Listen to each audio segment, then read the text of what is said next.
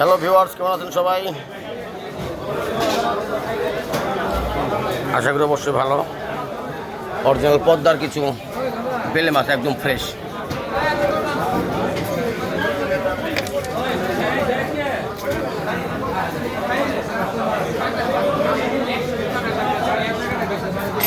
ছোটো সাইজের বেলে।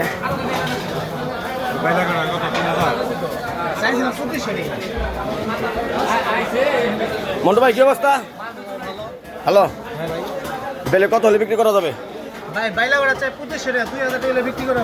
এটাই লাস্ট।